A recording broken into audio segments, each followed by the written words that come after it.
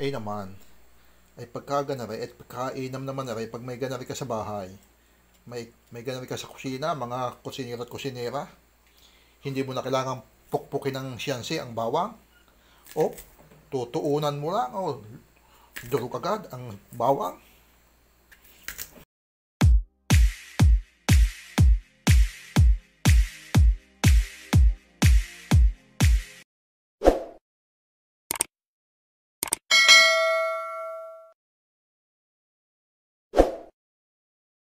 Iyon na nga ang sinasabi ko, isang magandang araw sa ating lahat, isang magandang araw mga kusinero at mga kusinera. At ngayong araw na ito, isamahan niyo ako sa aking gagawing pagluluto. Ang lulutuin naman natin ngayong araw na ito ay magluluto tayo ng gravy. Masarap na gravy mga kaluto. Itong aking sinasangag na ito ay harina, 2 cups na harina, isang mayabo at isang makunat.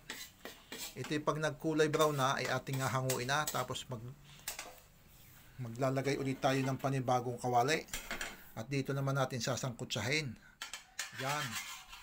Bali, naglagay ako dito ng 1 kutsarang butter. At pagkatapos nitong matunaw, ay naglagay naman ako ng giniling na sibuyas at bawang. Ganyan mga kaluto. Ganyan ako kung magluto ng gravy. Kapag medyo natutunaw-tunaw na ito, yan. Maglalagay naman tayo dito ng 2 cups na sugar na kulay brown. At atin tutunawin mga kaluto. Tutunawin natin maigi. Pagkatapos niyan ay maglalagay na tayo ng 2 cups na tubig. Yan, at ating pakukuluin ito, at pag ito napakulo at nahalo, ay maglalagay naman tayo diyan ng kulang-kulang na 1 cups na suka. Yan, tapos naglagay din tayo ng paminta mga kaluto. Naglagay din tayo ng asin. Yan, ay nagdukdok ako dito ng bali ito yung sitsarong baka. Naglagay ako ng 1 balot. Tapos iuhulog na natin yung ating isinangag na harina. Yan. Tapos ating halu-haluin na. Ay nakalimutan ko palang ipakita sa inyo na ako pala naghulog dito ng cubes. Yung cubes na beef cubes ang aking inihulog dito. Hindi ko lang napakita sa inyo mga kaluto. Yan. Ating haluing maigi. Imimix na maigi natin yan. At yan na may napakasimpleng lutuin na magawa ng gravy. Ay kapag yan mga kaluto ay medyo nalapot-lapot na, ay siyempre pwede na nating hanguin yan mga kaluto.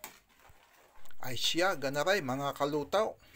Ay kapag napanood nyo aring bidyong aray, ay huwag nyong kalimutang i-like at i-share.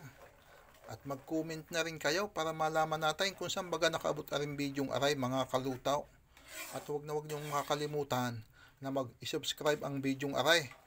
At pindutin na rin nyo ang notification bell para kayo updated din sa aking gagawin pang mga susunod na video mga kalutaw. At maraming salamat sa inyong mga suporta, at doon sa hindi pa nasuporta mga kalutaw, maraming salamat sa inyong lahat.